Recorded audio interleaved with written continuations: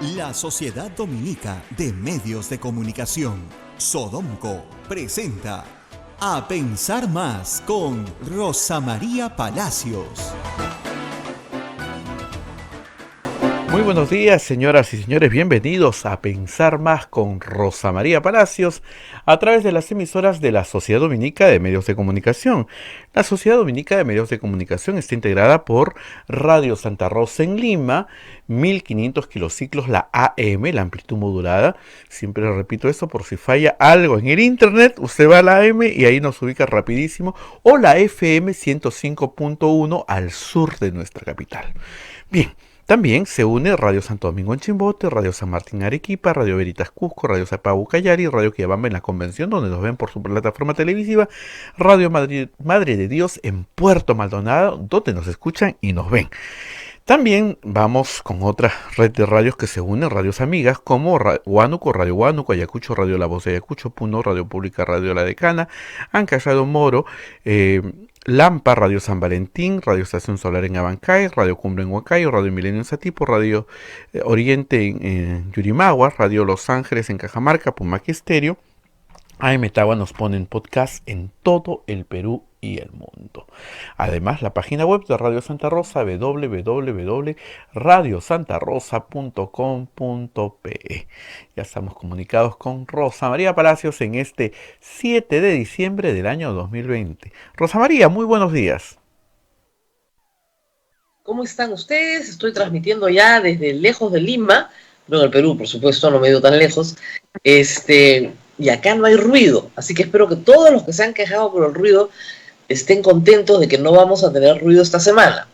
Me he mudado justamente para no estar frente a una construcción, así que creo que esta vez tenemos la tranquilidad de que no va a haber ruido, ¿no? No sabes cómo se burlan, Abel, es increíble. Sí, he leído. Esa es muy buena noticia para mucha gente. Buenos días a todos, sin ruido de martillo, pala, mezcladoras de cemento.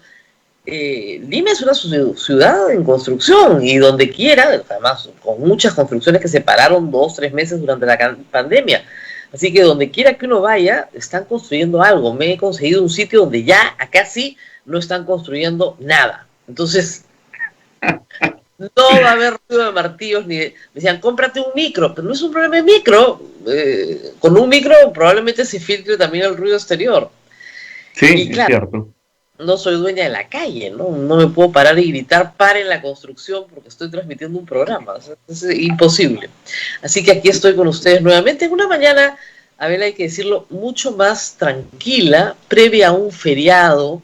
Esta mañana del 7 de diciembre normalmente sería un puente. Este fin de semana hubiera servido mucho para mover un poquito el turismo. Ahora veía un reportaje que está destruido, la verdad destruido.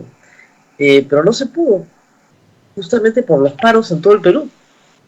Eso ha hecho que muchas reservas, familias que planeaban salir a Ica, por ejemplo, que tiene un poquito de turismo y ayuda mucho a su economía, el fin de semana largo se perdió. Y eso, ¿quién lo repone? Y al norte ni se diga, el mismo problema. No podías ir a Chiclayo, no podías ir a Trujillo, porque claro, si están tomando la carretera, ¿cómo vas a hacer eso? Entonces, lo poquito que se podía haber salvado un fin de semana largo, si hoy lunes se hacía puente, para turismo, ¿no? Simplemente se perdió. ¿Qué hacemos? ¿No? Por reclamar por un derecho se destruyen los derechos de todos los demás. Y no solo la libertad de tránsito o atenderte oportunamente con un médico, ¿no? También en el caso del turismo simplemente perdieron el fin de semana. Y eso nadie lo ve, a nadie le importa, nadie lo dice, ¿no? No son pobres explotados, ¿no? Es un sector que no ha tenido ingresos todo el año. El sector agroexportador no ha parado. Pésimo, malo, regular, han recibido un salario. Los trabajadores del sector turismo no han recibido nada. El 80% está quebrado. Y muchos no van a volver. O no van a volver en las condiciones que tenían antes de la pandemia. O sea, un sector entero de la economía absolutamente paralizado por la pandemia. No quedaba otra, estamos de acuerdo, bueno. Es tremendo porque justamente el turismo tiene dos de los derechos restringidos, ¿no? La libertad de tránsito y la libertad de reunión. Entonces, sin libertad de tránsito y sin libertad de reunión, difícil que puedan hacer turismo. Destruido, absolutamente destruido. Y en este momento sí hay intención de sacar adelante al Perú como destino turístico nuevamente. El turismo exterior no va a venir hasta que no se arregle el mundo. Por eso la vacunación mundial es tan importante para la industria del turismo. Porque no es solo que nos vacunemos aquí, sino que se vacunen los que vienen aquí. O que vengan libres del virus. Y por supuesto que la industria también, y lo está haciendo, obtenga certificaciones de calidad sanitaria para poder tener una oferta segura. Y lo está haciendo, ¿eh? Y han conseguido para Machu Picchu un sello de calidad. Lo están haciendo. Pero si tú planificas, ¿no es cierto?, que este fin de semana podría ser atractivo, vacaciones escolares, en fin, para un destino, por ejemplo, como Ica, que se mueve alrededor de el turismo en fundos, ¿no es cierto?, el turismo de las líneas de Nazca, el turismo de Huacachina, bueno, eso no ha habido. Y eso significa mover la economía local. Porque el turismo tiene mucho encadenamiento para adelante y para atrás. O sea, no, el turista no solamente paga un hotel, toma un taxi, come en un restaurante, visita un museo, alquila los servicios de un guía, alquila un vehículo, tiene otros servicios conexos que mueven muchísimo la economía. Cusco está parado. Tengo una persona en Cusco que me mandaba fotos y me decía, aquí no hay nadie, en las plazas, en sitios de mucho movimiento, ¿no es cierto? Un día feriado, un día domingo. Desolado. Entonces, creo que en vez de estarse mirando los problemas propios, hay que mirar los ajenos también de vez en cuando, ¿no? Y no veo a nadie del sector turismo tomando una carretera, incendiando un bus, rompiendo lunas, impidiendo la libertad de tránsito, al contrario. Ese sí es un sector golpeadísimo, y probablemente el más golpeado y el último en salir. Hoy día se ha abierto la cuarta fase. En el Perú se ha levantado el aforo en los centros comerciales a 60%, se van a abrir teatros, cines, museos, ahora museos están abiertos, casinos, gimnasios, es decir, ya prácticamente todo. Pero no basta con abrir, o sea, no basta con que te den un permiso, que ya es bastante. Tienes que hacer que la gente confíe en que puede regresar en condiciones de seguridad. Y francamente, Abel, o sea, ¿quién se va a meter en un cine? Yo me muero de miedo. Es lógico, y es natural. Aún con el 50% de aforo y con la mascarilla puesta, es un espacio cerrado. Una película dura mínimo 90 minutos, si no 120 minutos. O sea, ir a misa, ¿no? Pero si el techo es alto, si es una iglesia muy ventilada, y si puedes abrir las puertas, solo 45 minutos o menos, dejando espacio, o sea, todo tienes que ponerte en la posición en la cual sanitariamente dónde estoy mejor. Y eso es algo que todos estamos pensando todo el tiempo. Salgo a caminar sola, no hay nadie en la calle, tú piensas, qué bien, mientras no haya nadie, si uno sale a caminar a las 9 de la noche, no saquen nada, pues, ¿no? Sin celular, sin nada. No hay nadie. Entonces, todos estamos en esa situación. Entonces, ponte a pensar, quiero ir al Cusco. Paseo bonito, ¿no? Fin de año. O sea, Año Nuevo en el Cusco reventaba de gente.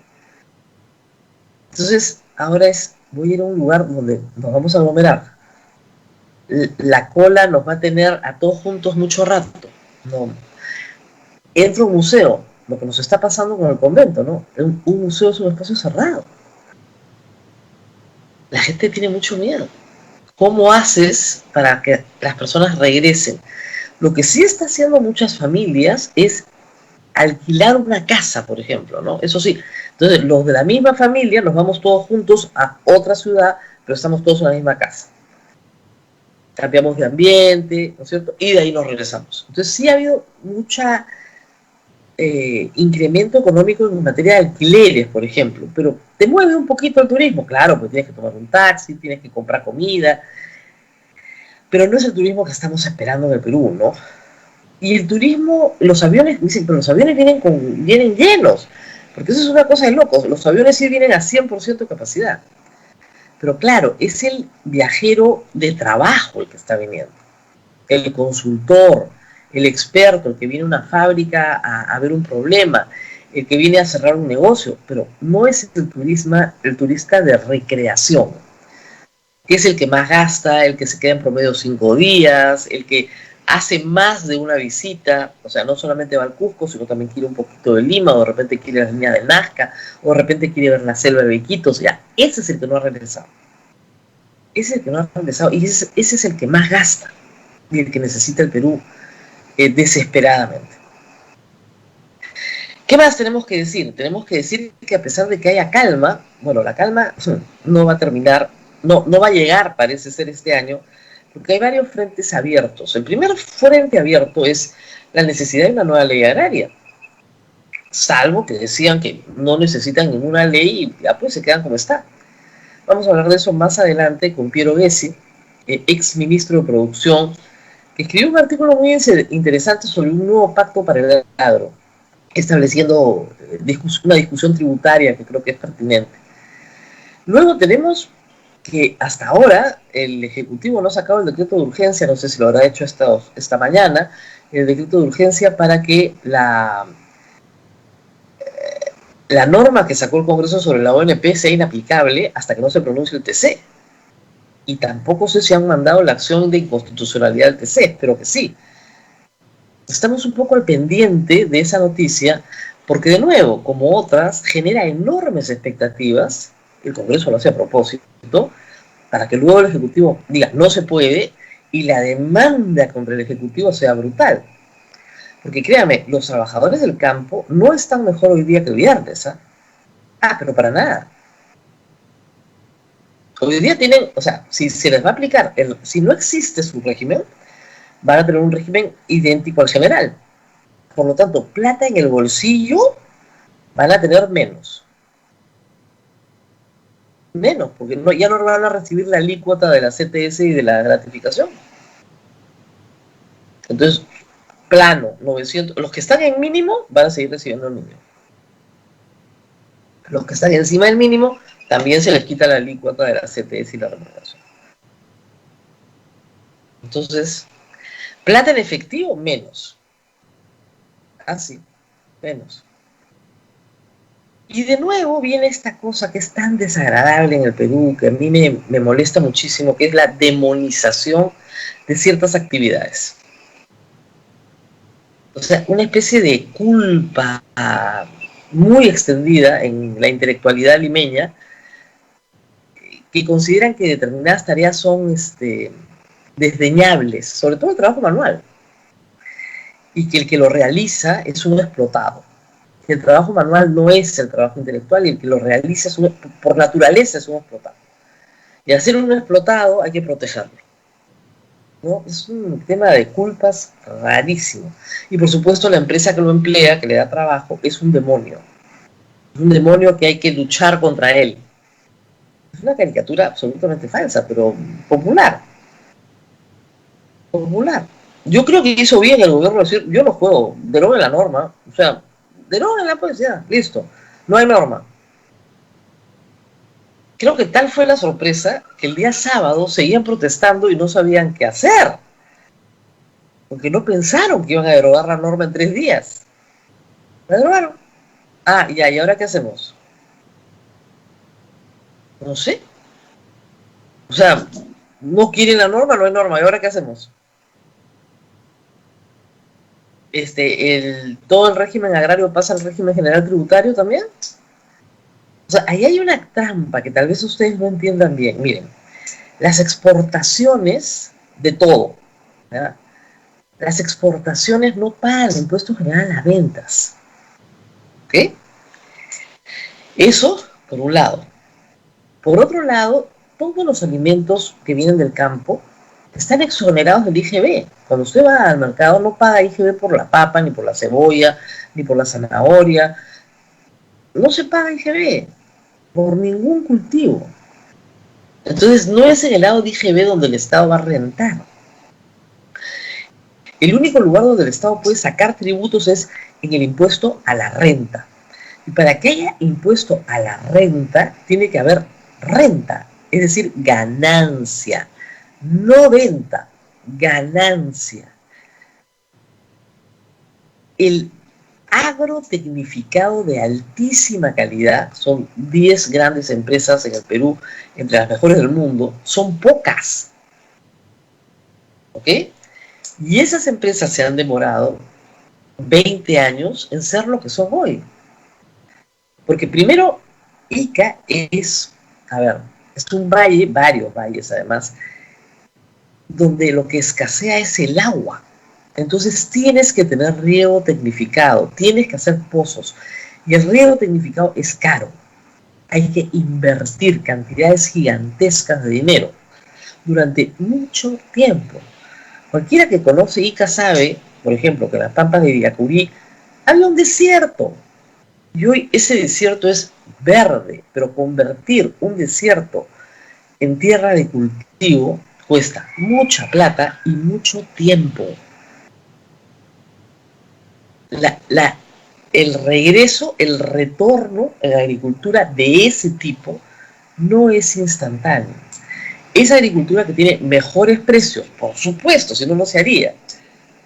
Y por economía de escala, es decir, no es una hectárea, es lo suficientemente grande como para aguantar cosecha hasta que el precio internacional te sube en productos que son muy apreciados fuera del Perú. Y el Perú tiene condiciones climáticas por naturaleza estupendas. Poca agua, pero muy buenas condiciones climáticas. Para poder hacer dos cosechas al año, cosas que en otros sitios no se puede. Pero son empresas que han invertido millones en mejorar sus semillas, en mejorar su productividad por hectárea, en mejorar sus técnicas de riego, sus técnicas de siembra, sus técnicas de cosecha. O sea, sin eso no se puede. Y que además tiene sistemas de empaque ultramodernos para que el producto pueda llegar a un mercado en China y la ama de casa de China lo pueda consumir en las mismas condiciones que lo consumiría una ama de casa en el Perú. Todo eso es tecnología. ¿Qué creo que va a pasar? Que esa industria, que es la mejor, la de mejor calidad, digamos, que es la que paga mejor, la que paga 1.500 soles promedio al trabajador, se va a automatizar. Es una tragedia, pero se va a automatizar. Es lo que el mercado le está diciendo. Lo que tú pagas no es lo que estas personas quieren. La única forma de que ganen más es que contrates a menos personas. Para que esas que sí contratas ganen más. Tienes ahí donde trabajan 10, pero es una máquina que maneja uno. Ese uno gana más y los otros 9 se quedan sin trabajo. Y lo más grave es que estamos hablando, como dijimos la semana pasada, del 4% de la P agrícola. El 96% de la P agrícola no tiene idea de qué le estamos hablando. Porque no es formal, es informal. El 96% es informal en todo el Perú. Creo que no se están haciendo las preguntas correctas y tampoco se están dando las respuestas correctas, ¿no? Vamos a ver cómo nos va esta mañana. Y luego, no puedo dejar de mencionar un asunto grave en el Congreso del que hemos tomado conocimiento este fin de semana, aunque ya se sabían algunas cosas. El señor Lula Morales, que es una persona que está investigada por graves hechos de corrupción, igual que su padre, le han dado la presidencia de la Comisión de Defensa del Consumidor. ¿Ok? Hace varios meses, en octubre, este señor logró, en uno de estos asaltos a la SUNEDU, logró, perdón, más, esto es anterior, me parece que es agosto, uno de los famosos asaltos a la SUNEDU, este señor logró, para que no se notara, querían hacer una comisión investigadora de la SUNEDU, en la Comisión de Defensa del Consumidor, donde el presidente de la comisión es el propietario de la universidad que no le han dado licencia, ¿ok? Era muy rochoso. Entonces decidieron pedirle al Pleno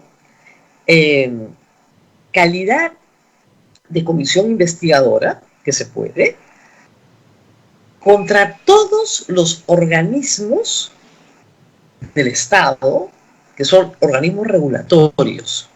Entonces, contra Indecopi, contra la Superintendencia, seguro, y excluyeron SUNEDU para que no se notara.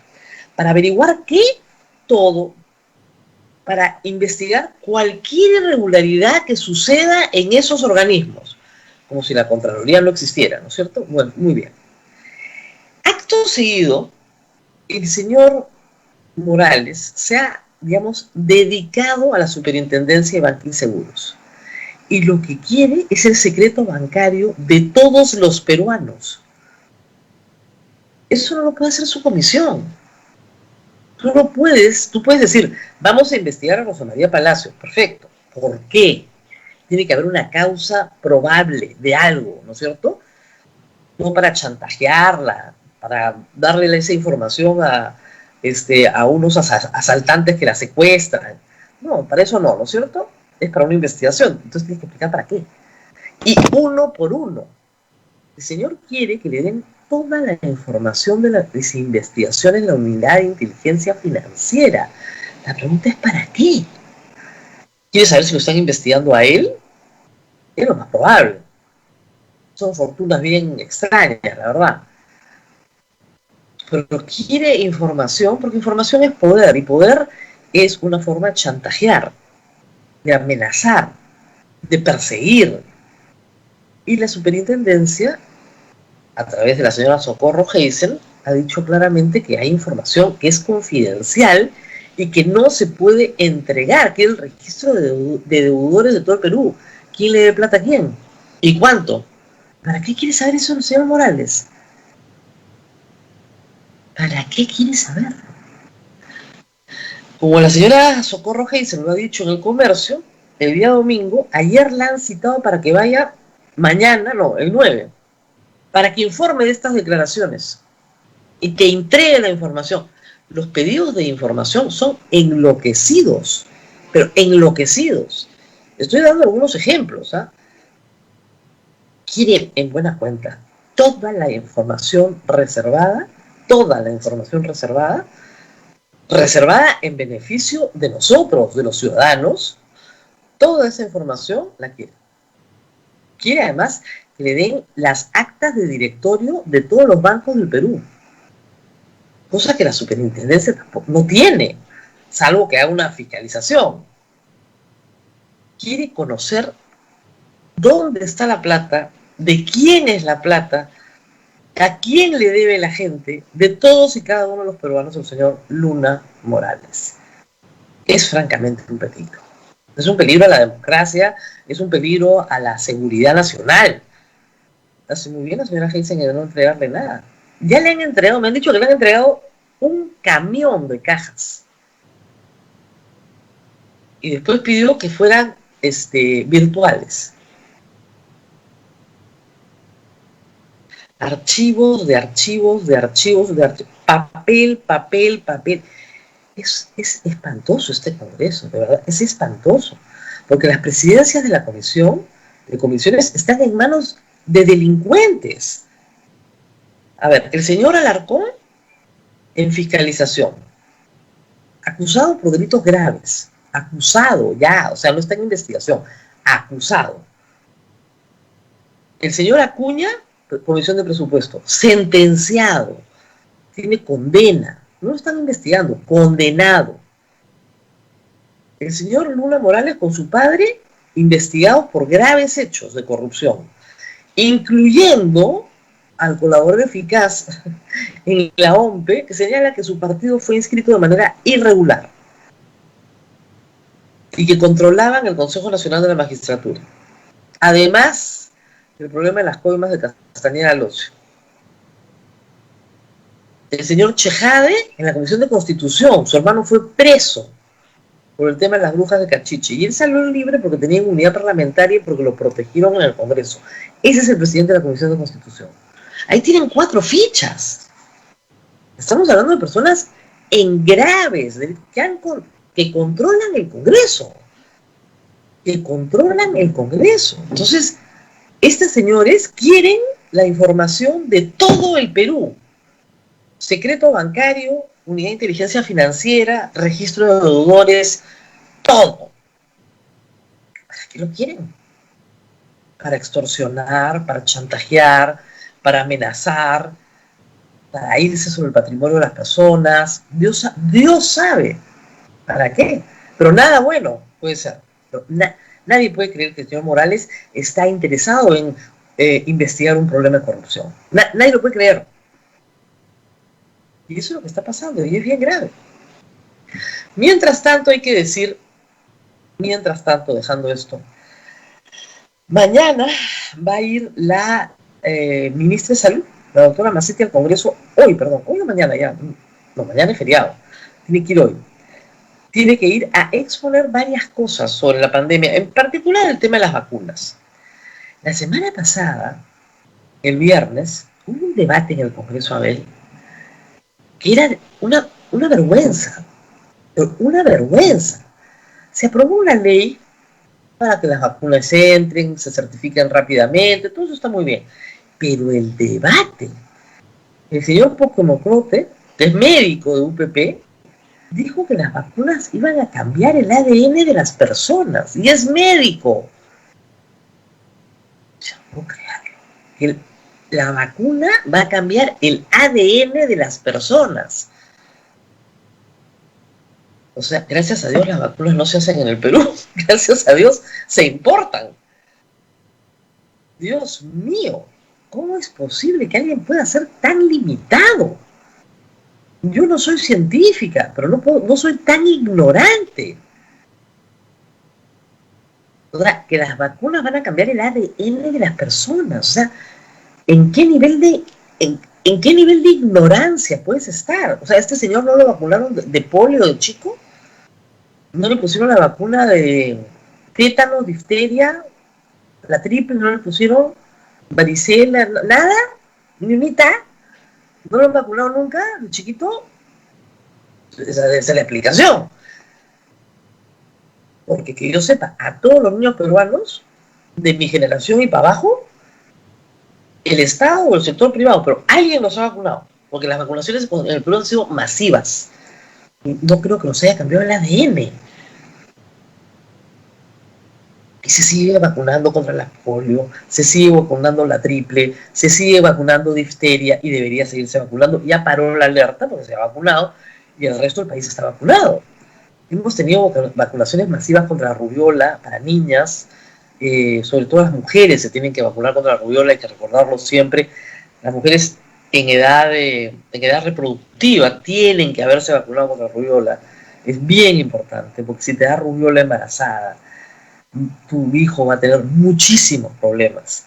Entonces, basta con que te vacunes. Las vacunas han salvado a la humanidad. Probablemente en el siglo XIX la vacunación masiva es la que ha logrado que se duplique la esperanza de vida. Agua de desagüe y vacunas. Y antibióticos. Los grandes eventos revolucionarios del siglo XIX son esos. Y acá tenemos un señor y del siglo XX, ¿no? Pues, se han vacunado masivamente en el siglo XX. Vacunas, agua y desagüe, antibióticos. Y tenemos un señor congresista de la República que es médico y que dice que las vacunas te modifican el ADN. ¿Sabes qué? Hay tanta divulgación científica en estos días, hay tanto que leer de medios serios, ¿no? No puedes soltar una pachotada de ese calibre. O sea, claro, hay gente que dice, no, ahí tienes que pasar la página y seguir nomás. El problema es que esas tonterías las dicen en un espacio oficial. Y hay gente pobre que se puede terminar creyendo, pobre gente, las tonterías que dice el señor. Y no querer vacunarse cuando vacunarse le va a salvar su vida. Qué terrible, la verdad. Bueno, yo espero que además las noticias sean buenas. El Perú ha comprado 9 millones de dosis de Pfizer.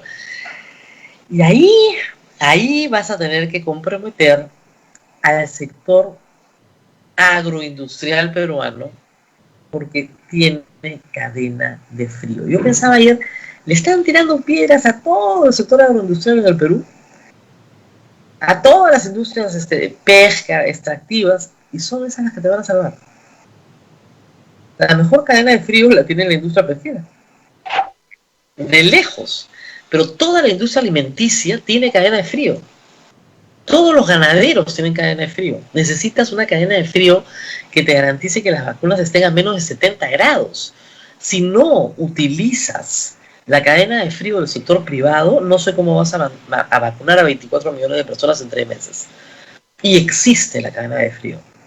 Lo único que tienes que hacer es tocar la puerta. Tocar la puerta, ¿no? Y tocar la puerta siempre es difícil acá, ¿no? Pero en fin, vamos a ver qué nos cuenta. Piura, hay alerta en Piura. Parece que en Piura sí hay un pequeño rebrote. También, me imagino que nos informarán, no es un rebrote en todo el Perú, Piura en particular. ¿Qué puede haber pasado? Vamos a ver. Piura, el norte del Perú fue muy golpeado, como ustedes saben, sobre todo Lambayeque y La Libertad, muy golpeado. Lambayeque ha llegado a tener mucho antes que Lima una prevalencia de 30% de la enfermedad, mucho antes que Lima. Entonces, está claro que hay que tomar algunas medidas diferenciadas, porque eso fue lo que se nos dijo, ¿no es cierto? Medidas diferenciadas. Bueno, ¿qué medidas hay para Piura? ¿Qué tan grave es lo de Piura? De repente es acotado. Eso esperamos que nos diga la ministra también hoy día de hoy. Reino Unido está empezando a vacunar esta semana. Y claro, a los que no le dan mucha importancia, explicarles que es un triunfo de la humanidad. Nunca en la historia de la humanidad una enfermedad nueva ha tenido una vacuna en un año. Nunca. Y si ha tenido una vacuna en un año es porque tú tienes a miles de científicos trabajando en equipos en todo el mundo, compitiendo activamente, utilizando caminos diferentes para lograr una cura. Entonces, cuando tú tienes tantos equipos de médicos, científicos, biólogos, epidemiólogos trabajando, se va a lograr un resultado. Y se ha logrado. Y se ha logrado. Ya está. Esta semana comienzan a vacunar. No es la única vacuna, hay otras en carrera también, que también serán eficaces en su momento, estoy segura que sí, con otra metodología, etcétera. Pero ya se está vacunando. España empieza a vacunar en enero. Se supone que a Perú van a llegar 50.000 dosis, que son para 25.000 personas, porque son 2 dosis, digamos, de emergencia, para el personal de salud, para el personal que está más, para los vacunadores, seguir en alguna manera, para las personas que van a vacunar a otros. Eso llega ya. Y esperamos que en enero llegue, pues, por lo menos, dicen que en el primer trimestre deberían llegar las 9 millones de dosis. Ahora, no es la única compra que se ha hecho, se han hecho otras compras o otras negociaciones y todavía se está a la espera, porque hay que traer 9 millones de dosis. Si tienes que poner 2 dosis a cada persona, son 4 millones y medio de personas. Está súper bien, pero somos 32 millones de peruanos. No tienes que vacunar a todos y la vacuna no es obligatoria, por enésima vez. Un titular engañoso el viernes, no es obligatoria. Es universal, en el sentido de que cualquiera se la puede poner, no niños, ¿eh? Ojo, por eso no necesitas las 32 millones de personas. No niños, pero mayores de 18 años, cualquiera se la puede poner. Muy bien, a ver, creo que ya tenemos en línea al señor Piero Guesi, sí, que viene con... Muy bien. Así es, Rosa María, vamos a ir una pequeña pausa. Antes de hacerles recordar que el 18, este viernes 18, tenemos nuestra rifa y queremos agradecer a todos los que están colaborando, comprando su rifa. Pueden hacerlo ahí en pantallas, generalmente sale el número de cuenta. Lo del YAPE todavía no me dan la respuesta, así que todavía no les puedo decir nada, pero ahí está el banco, los agentes del banco de crédito, donde están recepcionando solamente a 5 soles. Así que nos vamos a la pausa, Rosa María, y ya llega el exministro Piero Guesi, porque va a hablar de algo muy importante, que yo creo que se tiene que tomar en cuenta en todas estas nuevas negociaciones que van a tener. Así es que no se mueva de la programación de Radio Santa Rosa, no se mueva de la sintonía, que volvemos con Rosa María Palacios. Vamos a pensar más a través de las emisoras de la Sociedad Dominica de Medios de Comunicación. Estamos conectados en todo el Perú: Radio Santa Rosa en Lima, Radio Santo Domingo Chimbote, Radio San Martín en Arequipa, Radio Veritas Cusco, Radio Cepagú Cayali, Radio Quillabamba en la Convención, Radio Madre de Dios en Puerto Maldonado. También se une Radio Huánuco en Huánuco, Ayacucho, Radio La Voz de Ayacucho, Puno, Radio Pública, Radio La Decana, Lampa, Radio San Valentín, Ancash, Radio Moro, Huancayo, Radio Cubre, Satipo, Radio Milenio, Huancayo, Radio Estación Solar, Yurimaguas, Radio Oriente, Cajamarca, Radio Los Ángeles, Apumac Estéreo, AM Tagua. Nos ponen podcast en todo el Perú y el mundo, y también estamos a través de la página web de Radio Santa Rosa, www.radiosantarosa.com.pe. Rosa María Palacios ya está con el exministro Piero Gersi. Adelante, Rosa María. Bueno, estamos justamente esta mañana para conversar sobre un artículo que el exministro publicó la semana pasada, antes de que se derogara la ley agraria, que advertía sobre los peligros de derogarla. Ahora ya es un hecho consumado. Y, advertía de otros peligros, como el de la automatización, y reclamaba un nuevo pacto con unas medidas tributarias muy interesantes, de las cuales vamos a hablar hoy día. ¿Cómo está? Muy buenos días. Hola, Rosa María, ¿qué tal? ¿Cómo estás? Mucho gusto, encantado de estar. Bueno, vamos primero a la derogatoria. Hoy día, los trabajadores del campo tienen el régimen general del Perú laboral. No van a recibir las alícuotas de CTS y gratificación, o sea que dinero en efectivo se van a llevar menos a su casa, por lo menos este mes o estas semanas, y el régimen tributario es anual en el Perú, o sea, lo que se ha derogado, ¿no es cierto?, se ha derogado para el año 2021. Exactamente, para el 2021, no para este año. Así que tiene más o menos, 20 días para inventar un nuevo régimen laboral y un régimen tributario, si no, entrarán al régimen general el próximo año. Claro. ¿Qué significa esto para esta semana? No se ha resuelto nada, ¿no? O sea, la verdad es que la derogatoria no resuelve nada. Yo he estado mirando con mucha cercanía el sector agroexportador y el sector agro en general en los últimos años, y claramente ha sido un caso de éxito indudable. Un ejemplo en toda América Latina, consecuencia de una serie de políticas públicas que a veces parecen, dado que fue en el país, parecen casualidad, que haya pasado tantas cosas buenas a la vez.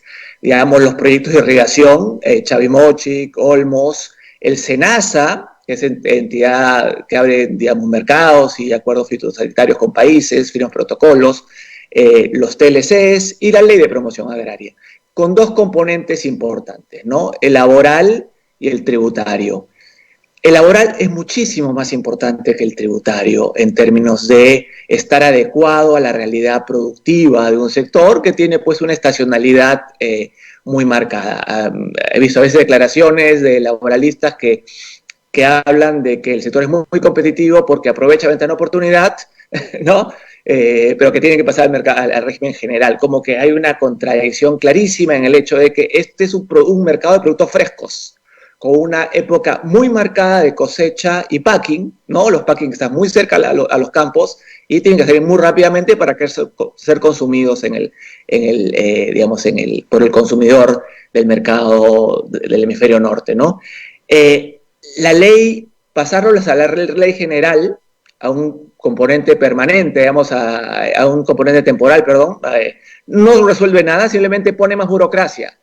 Creo que obviamente la SUNAFIL permitiría que en un régimen general puedan usar contratos temporales, pero van a estar en un contrato más precario, ¿no? Teniendo que rotar muchísimo más y con mucho más burocracia, y sin que ganen nada, recibiendo menos cash. El problema es este: los trabajadores, más que la ley, que sí pedían su derogatoria, claramente, aunque no sé si claramente entienden la consecuencia de eso, lo que quieren es ganar más plata. O sea, quieren lo que queremos todos queremos ganar más, ¿ya? Eso puede suceder.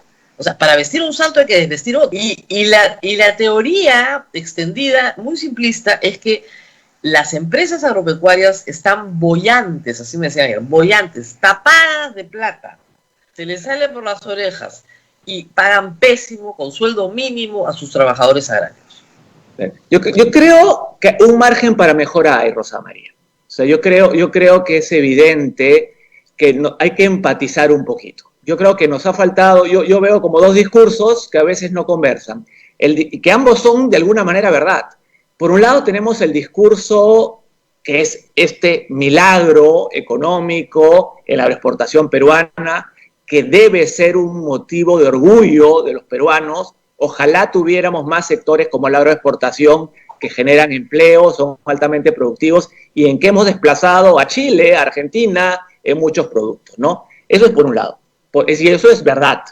Por otro lado, claramente hay un descontento entre los trabajadores en ciertos sectores, mucho más informalidad de lo que pensábamos. No es un tema solo de 2 o 3 empresas que no cumplen, chiquitas, sino es un tema bastante más generalizado y la SUNAFIL lo ha mencionado, lo ha demostrado y hay mucho más trabajo que hacer. Entonces creo que tenemos que combinar, por un lado, la necesidad de la promoción de las inversiones, que este sector siga creciendo, con el hecho de que los trabajadores tienen que estar más contentos. Y eso creo que ese es el equilibrio que tenemos que dejar. A veces, digamos, hay mucha polarización cuando un discurso, parece que estuviéramos hablando de 2 planetas, 2 sectores distintos, cuando escuchamos actores, ¿no?, distintos. Y me parece que un gran problema es que no hay sindicatos reales en el sector agro, entonces no hay interlocutores válidos. Y los que los representan parece que solo quieren derogar la ley por un tema tal vez incluso hasta, ¿no?, de que están minando la ley general laboral, etcétera, cuando en realidad es una ley que no le corresponde para nada al agro, y en general es una mala ley, en general, la general del agro, ¿no?, laboral. De la ley general laboral, exactamente, ¿no? Entonces, creo que tenemos que tener una serie de medidas que permitan, por un lado, que el proceso de crecimiento continúe. Creo que tienes que tener un régimen laboral especial en el agro, mejorando condiciones, parámetros. Es un tema también para discutir y para ver cómo se pueden mejorar las condiciones. Claramente la gente no diferencia ley de implementación. Y es el gran problema que hay en el Perú. Todo el mundo, en cualquier sector casi, la gente te dice, hay que derogar la ley, hay que cambiar la ley, cuando a veces la ley no es necesariamente el problema, sino la implementación de la ley. En este caso, obviamente, hay parámetros que se pueden cambiar, y creo, yo soy un creciente, ¿no?, convencido de permitir e incentivar la presencia y el crecimiento de sindicatos. Necesitamos institucionalidad, necesitamos gremios de trabajadores que los representen. Bueno, vamos por partes. Ayer se ha burlado mucho la gente porque algunos representantes de los agroexportadores, sobre todo las empresas más grandes de AGAP, decían si las condiciones no son atractivas en el Perú, la inversión se va a ir. Hay la sensación de que la inversión es infinita y que nadie se va a ir, que eso es una amenaza falsa, ¿verdad?, que manejan márgenes fabulosos y que nadie se va a ir a Colombia o Chile, que eso es mentira, que eso se dice solamente para asustar a incautos, pero que la inversión en el Perú es infinita y no se va a ir a ninguna parte. Yo creo que eso es mentira, obviamente, pues, ¿no? O sea, es evidente que la inversión ya ahorita está comprometida. Si tú eres un inversionista en el agro y te están hablando incluso de reforma agraria, es evidente que vas a tener que ponerle un pare a tus planes de inversión. No se necesita, digamos, pensar demasiado. Lo segundo, y que es clarísimo, es que sí hay mercados. Con La Paz, Colombia se ha abierto. Camposol tiene 2.500 hectáreas ya en Colombia, sembrando, ¿no?, aguacates, como le llaman allá. Hay inversiones en Chile, hay inversiones en Uruguay, hay inversiones en Ecuador. O sea, es verdad eso. Eso no justifica, digamos, o sea, creo que el tema laboral es separado, pero creo que esa es una verdad evidente. Y lo otro es que yo no creo que la gente lo reconoce suficiente. La agricultura moderna en el mundo, como la de nuestra agroexportación, es muy distinta a la tradicional en términos de sus métodos avanzados de producción, ¿no?, altísima tecnificación, drones, te ponen todo pues por un iPad te ponen cuánto va en fertilizantes, ¿no? El riego tecnificado, biotecnología. Entonces es otra cosa, es otro sector que la agricultura tradicional. Es un sector moderno. Pero en el Perú tiene una ventaja, al igual que en Chile, que es productivo, pero demandante de mano de obra. A veces te pasa lo que ocurre en Argentina, que tienes la soya altamente tecnificada, pero pura maquinaria, entonces no genera mucho empleo.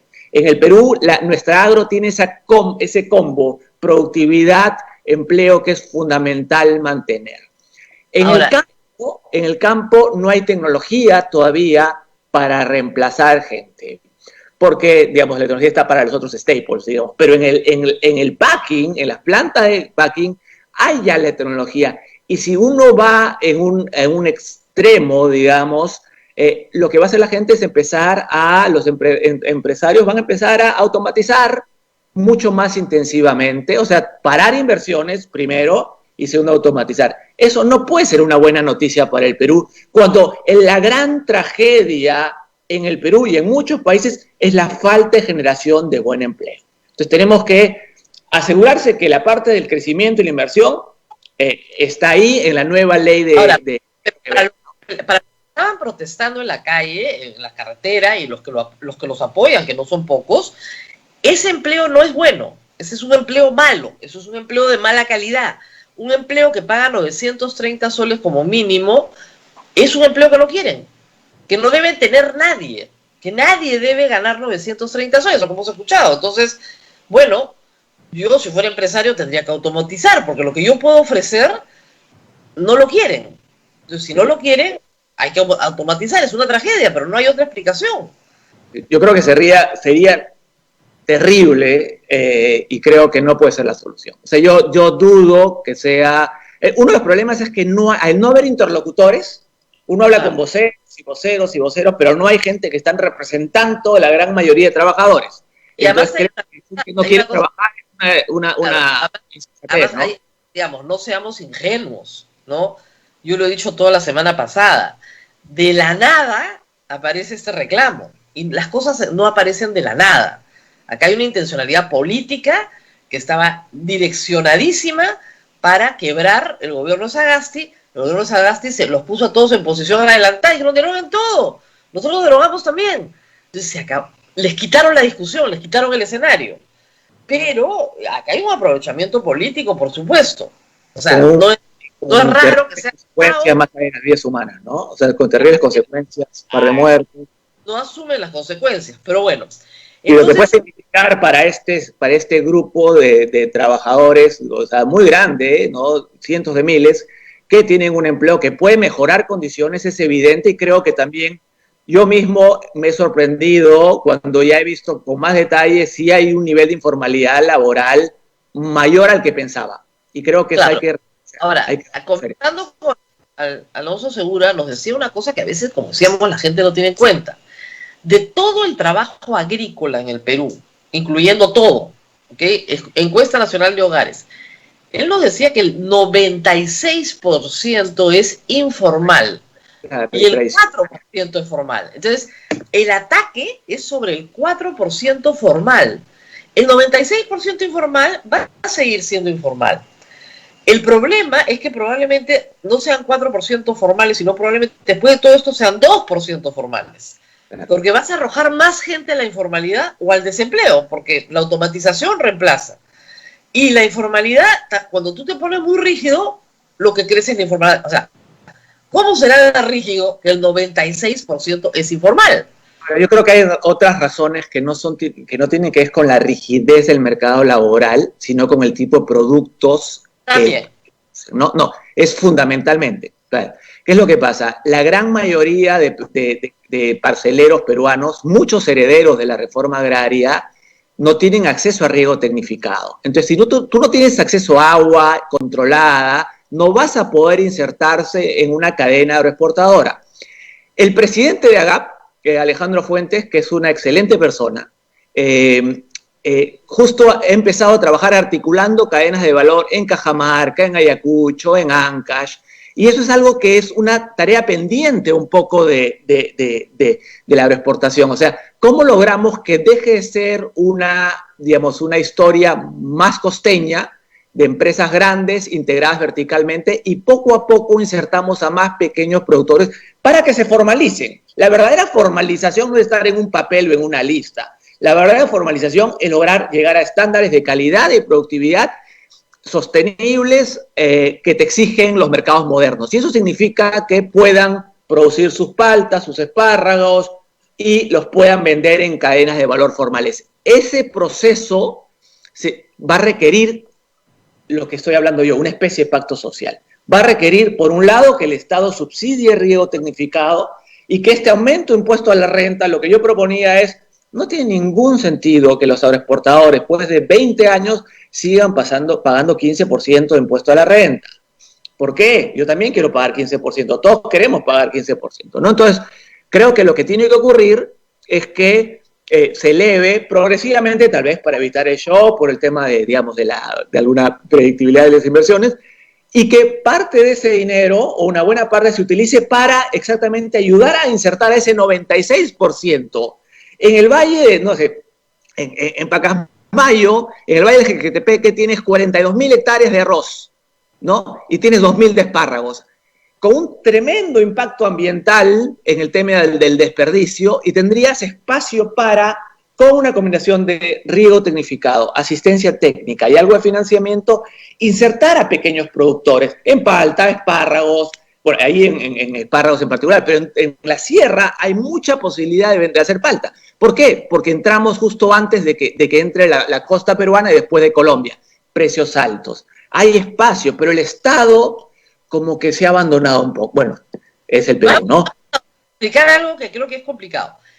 Las exportaciones no pagan IGB y los productos agrarios no pagan IGB tampoco. O sea, nosotros los consumidores no pagamos IGB, están exonerados. Entonces, el único tributo grande es el impuesto a la renta. Pero para que una empresa pague impuesto a la renta, tiene que rentar. Claro, y el problema en el campo hay que decirlo, es que no todos los años son buenos. Por ejemplo, te toca el fenómeno del niño costero. Si el campo se arruina, pero se arruina, o sea, simplemente no hay nada, cero, sí. Entonces, la tributación en el campo siempre va a ser irregular porque depende de fenómenos que el hombre no controla. Ese es el problema más grave. Y si no hay renta, un fondo como el que usted pensaba construir no es posible, porque va a haber años que no va a haber fondo. No, lo que pasa es que tienes que ser, yo creo que hay 100 maneras de hacerlo, que teniendo en cuenta la inestabilidad, digamos. Ahora, lo que ha pasado justo con la agricultura moderna, Rosa María, es que se ha reducido el impacto de o sea, ya estás menos, digamos, esclavo de lo que es impuesto a lo que ocurre con el clima, ¿no? De hecho, inclusive durante el fenómeno del Niño 2017, nuestras agroexportaciones siguieron, ¿no?, bien, y el problema más bien era el puente Virú y cosas muy puntuales. Entonces yo creo que se ha reducido ese impacto, esa volatilidad, y más bien una de las grandes ventajas que tiene la costa peruana es que es menos susceptible a los fenómenos que hay en otros lados, en otros países, ¿no? Entonces, es verdad que hay una mala cosecha, o que llegan tus mangos a Corea y están todos podridos porque algo se pasó y no te pagan nada y se muere el seguro. O sea, sí es un fenómeno, es un negocio bastante rentable por un lado, pero también bastante, digamos, muy volátil, ¿no? Entonces creo que no hay ningún problema. O sea, esa es una realidad, pero eso no es razón para no pensar en una manera de generar un subsidio, estamos impuestos a la red. Una cosa, la experiencia de toda la banca de fomento en agro, de siempre hasta el Banco Agrario, es una experiencia de fracaso, porque no recuperan estos bancos, son plata perdida. Y no es solamente una mala colocación, incluso en tiempos modernos, el Banco Agrario siempre quiebra. No hay forma de... Claro, lo que pasa es que siempre hemos hecho las cosas mal, porque hemos puesto dinero y no hemos puesto la carreta delante de los caballos. Lo que no hemos hecho nunca es financiar cadenas de valor.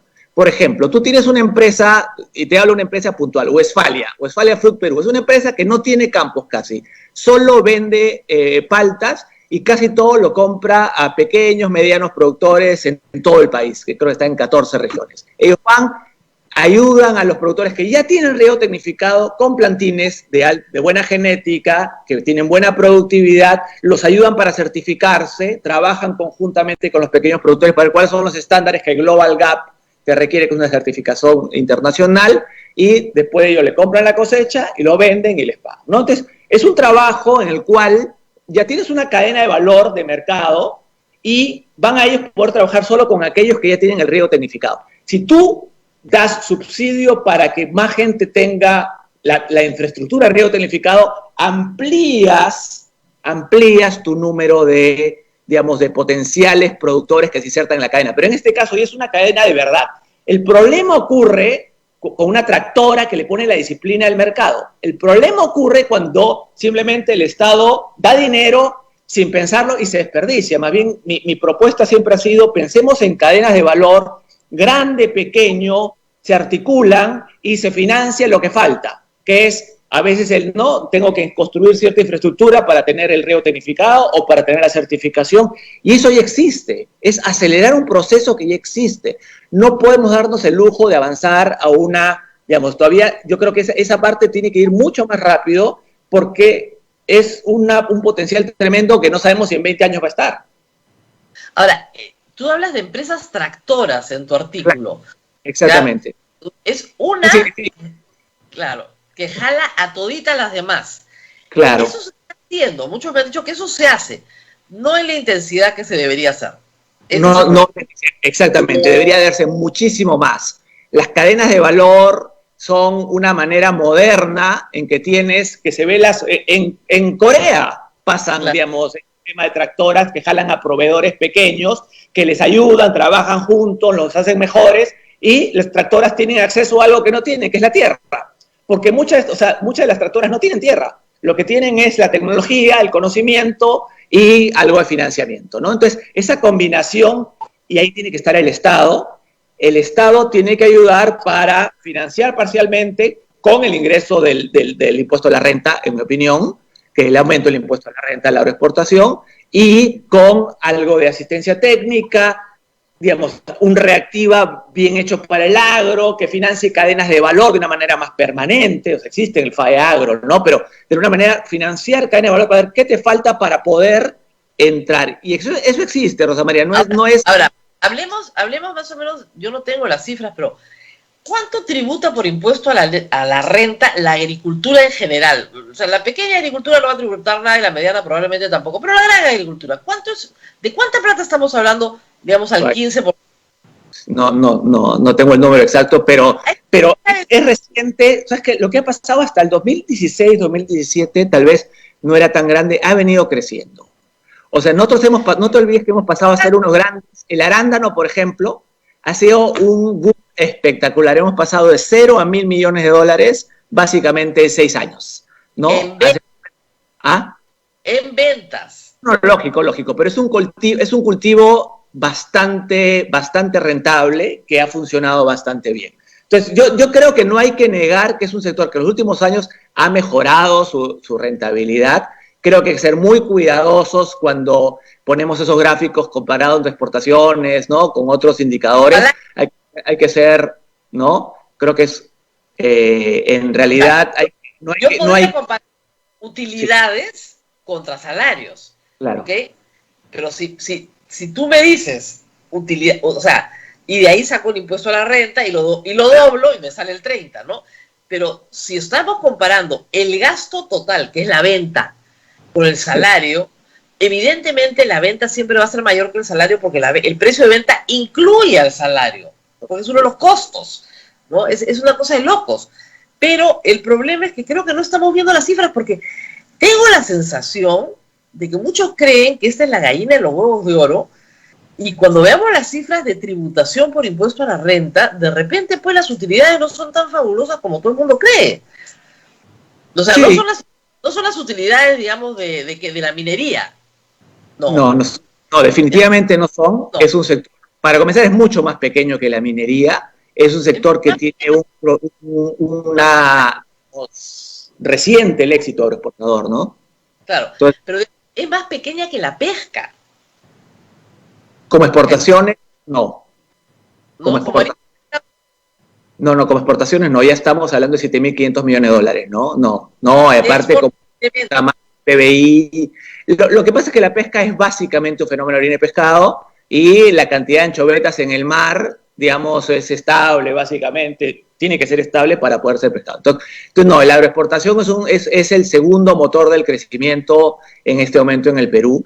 Creo que no hay que, digamos, yo creo que lo que tenemos que hacer tiene que ser una gallina en los huevos de oro, pero no, o sea, tiene que serlo, la agroexportación tiene mucho que dar todavía, no la podemos matar, tiene mucho más que dar, porque no hay 5 sectores como la agroexportación así con el potencial que tiene en el Perú, ¿no? Sí, estamos de acuerdo.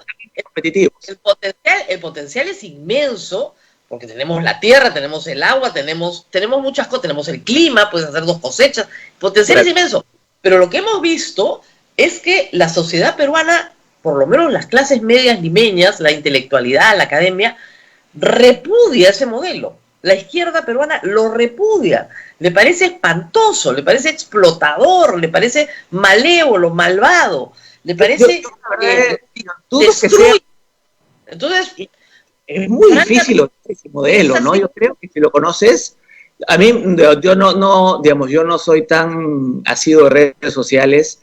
A mí me da la impresión de que si uno se pone a ver con detalle el sector agroexportador, tiene que más bien sentirse entusiasmado del potencial y el futuro que tiene. Creo que odiar ese modelo es una irresponsabilidad, es no entender nada de desarrollo económico. Si uno odia la agroexportación, nunca vamos a ser un país desarrollado si no podemos poner en valor un sector como el agroexportador.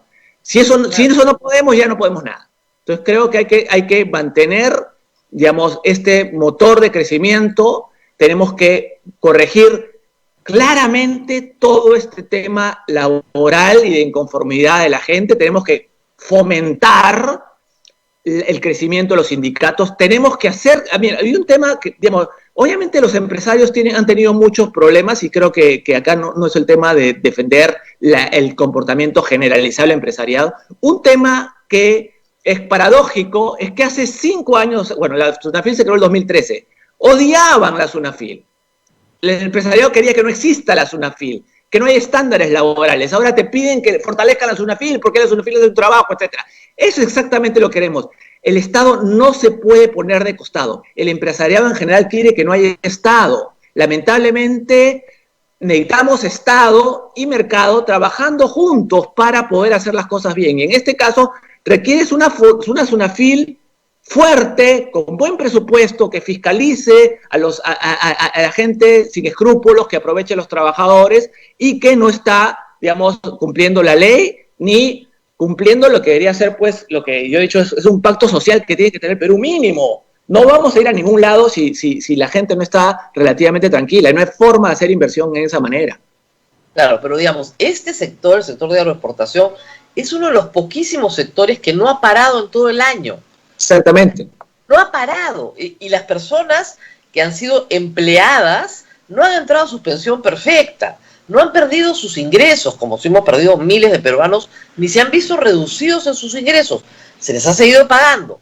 Entonces, son las primeras en protestar. ¿Eso no es extraño? Puede ser. Pero mira, yo quiero entrar en...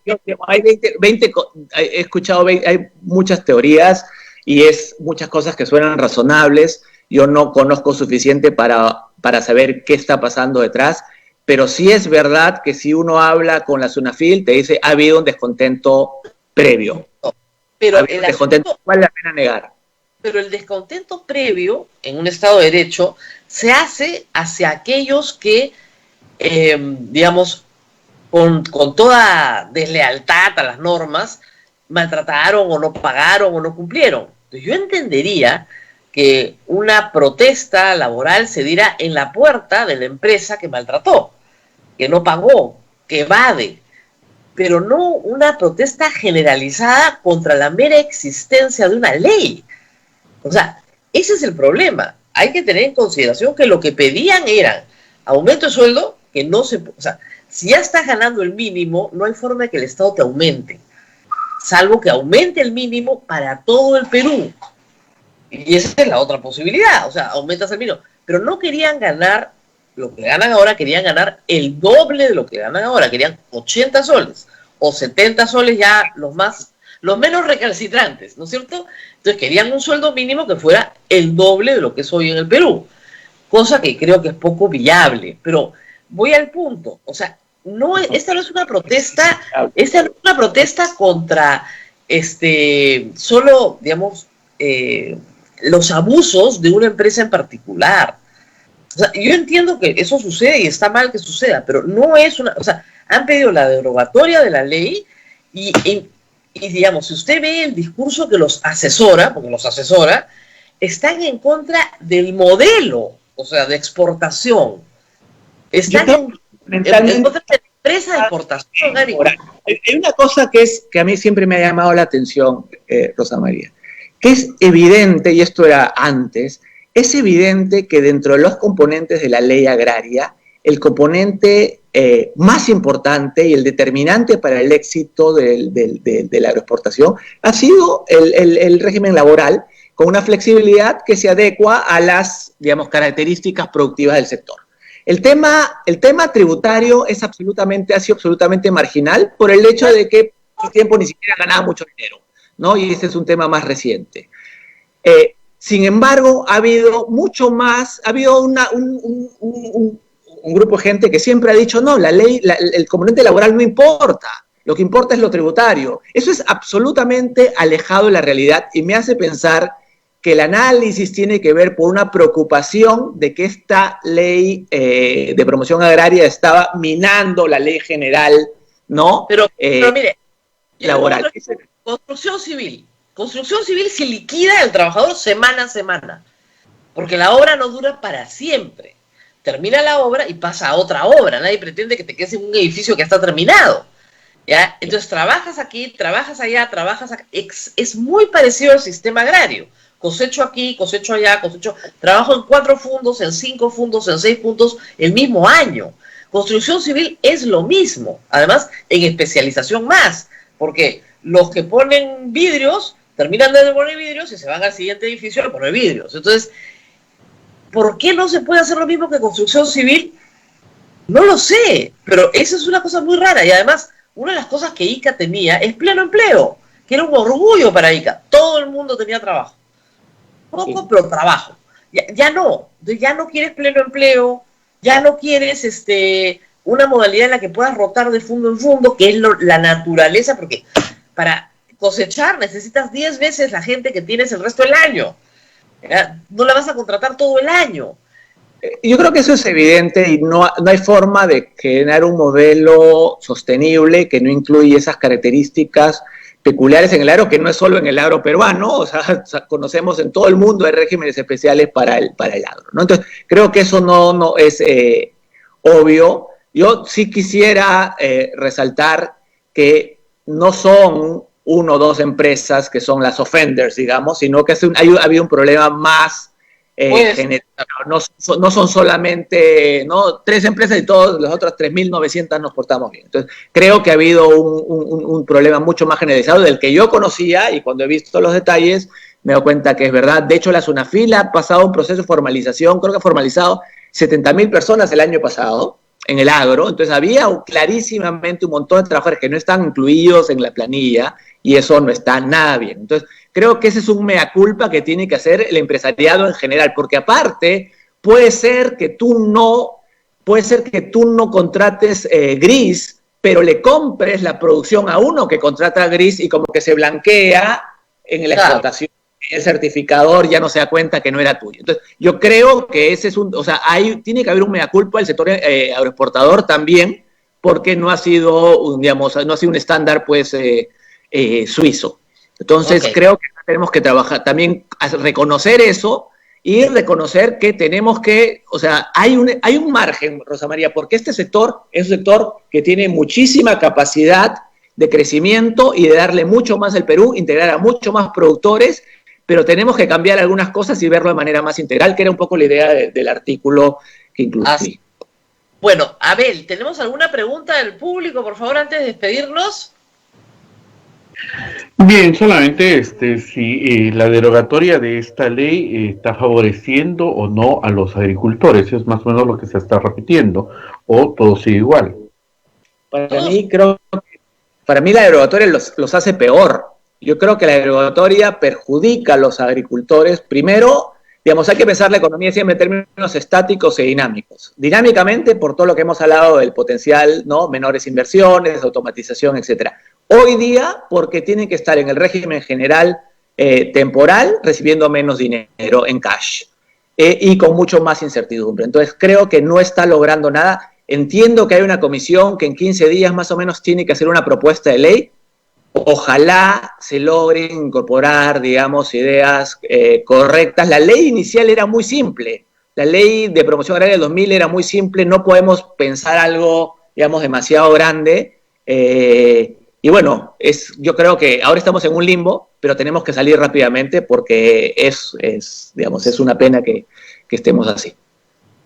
Muy bien, muchísimas gracias a Piero Gessi por haber estado con nosotros en este día previo al día feriado, además, y vamos a seguir discutiendo estos temas que no se discuten mucho, la verdad, no han sido parte de la agenda en todo el año, ¿no? Sí, y a veces las posiciones son, ¿no? O todo está bien o nada está bien, ¿no? O sea, refundar todo o no hay que cambiar nada. Y creo que hay el espacio para discutir y darnos cuenta que tal vez, digamos, no siempre tenemos razón en todo, sino que hay situaciones en las cuales uno tiene que cambiar su punto de vista, respetar, ¿no? Los sentimientos y las de otros, ¿no?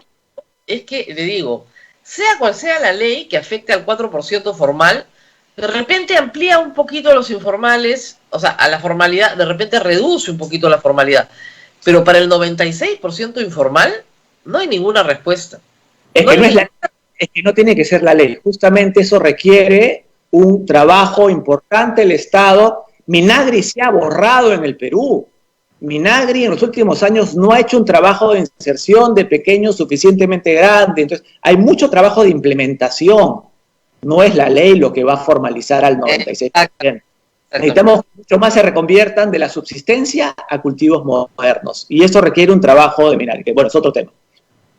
Muy bien, muchísimas gracias al exministro Piero Gessi. Su artículo está en una página web que se llama hacerperú.pe, donde varios exministros participan. Es bien interesante, así que pueden leer ese y otros artículos ahí también.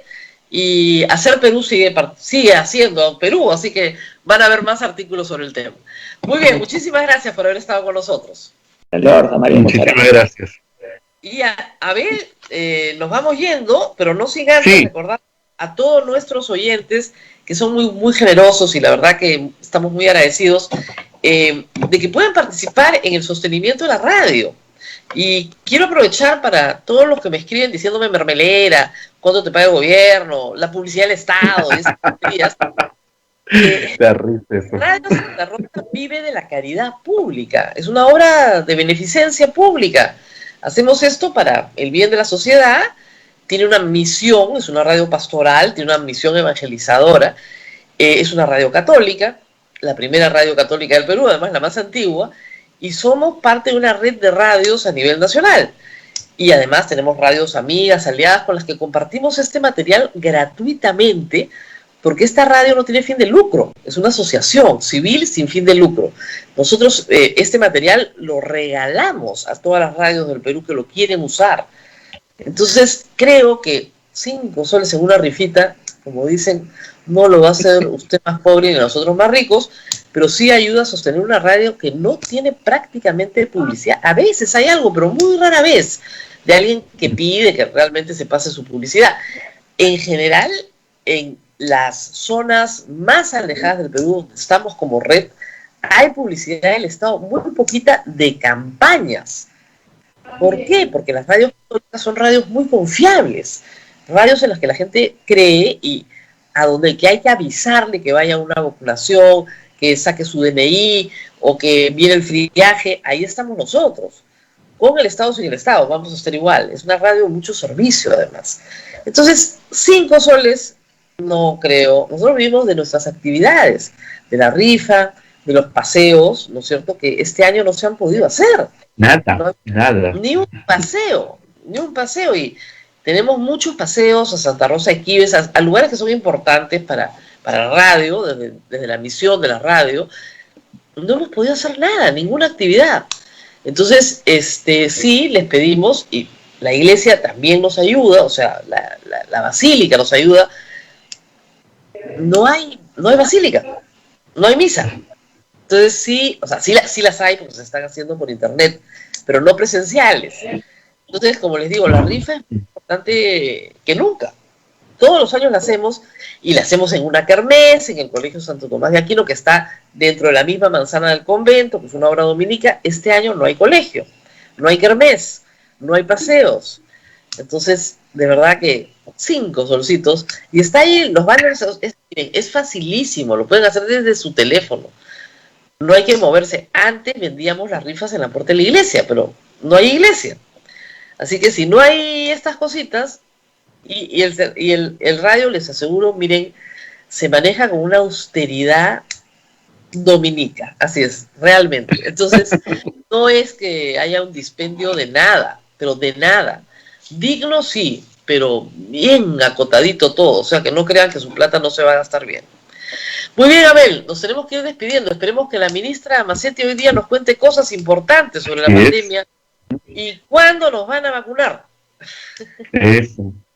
Preguntan, Rosa María, contra este intento del señor Luna Morales de averiguar toda la historial de cada uno de nosotros, ¿se puede hacer algo? ¿Alguien puede frenarlo? Miren, el problema es el siguiente.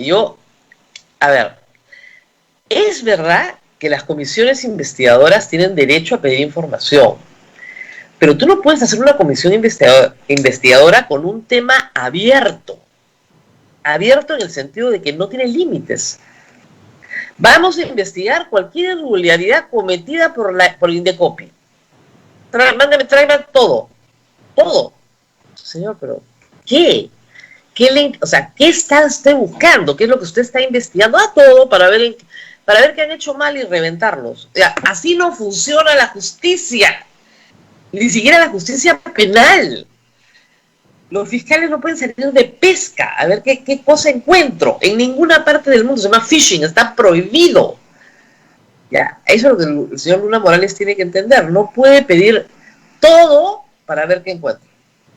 Y hace bien la doctora Socorro Geisel en negarse, porque tiene que defender las obligaciones que tiene como la superintendencia. Y una de las obligaciones es la reserva. Si ella no respeta la reserva, está violando su ley. Ella no puede violar su ley.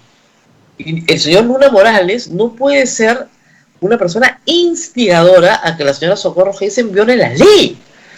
Ella tiene que mantenerse firme y decir que no va a entregar información que no sea puntual. O sea, señor, ¿qué quiere saber de quién? Bueno, yo quiero saber de mis enemigos políticos. Ya, ¿cómo se llaman? Fulano, mengano. Perfecto, acá le mandamos la información. Porque las comisiones investigadoras sí pueden levantar secreto bancario, pero tú tienes que saber de quién están levantando el secreto bancario y para qué. Mucho poder para una persona metida en un tema de corrupción. Ese es el problema cuando eligen corruptos, pues, señores. Piénsenlo bien, el 11 de abril.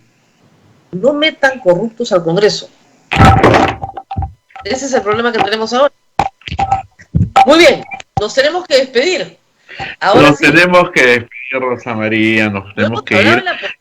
Oye, no hemos hablado de la policía para mañana, tal vez para pasado, pues mañana es feriado, mañana no tenemos programa. Ayer fue el presidente a su aniversario. Ayer estuvo ahí.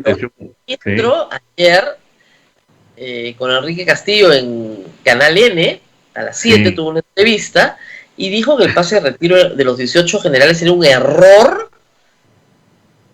Y claro, él respaldaba al presidente, pero que eso era una equivocación.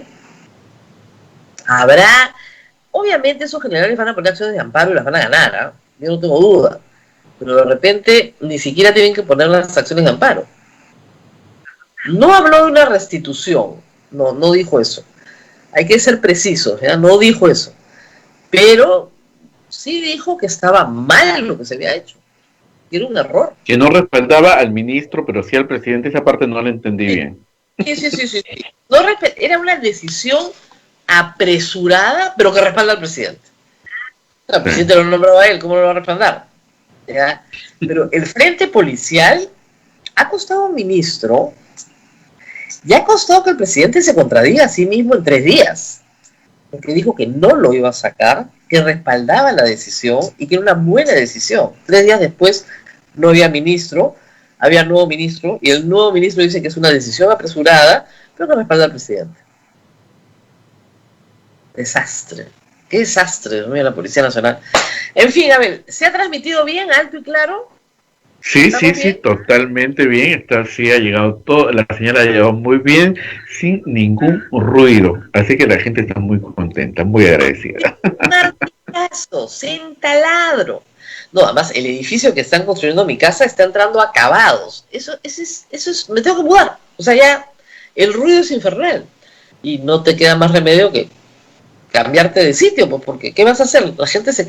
Yo creo que para finales del verano ya va a estar listo el edificio y regresamos a la biblioteca anterior. No se preocupen. Muy bien. Nos vemos mañana, ¿no? Pasado sí. No, mañana no, sí. Mañana vamos a descansar, ¿no? Somos una emisora católica y vamos a guardar el feriado. Y nos vamos a reencontrar todos el miércoles. Así que cuídense mucho y que tengas un buen feriado de la Inmaculada Concepción, Rosa María. Cuídate mucho. Para ti también. Muy bien, hasta mañana. Chao, chao. Hasta aquí, A Pensar Más con Rosa María Palacios. Este programa fue producido por la Sociedad Dominica de Medios de Comunicación, Sodomco.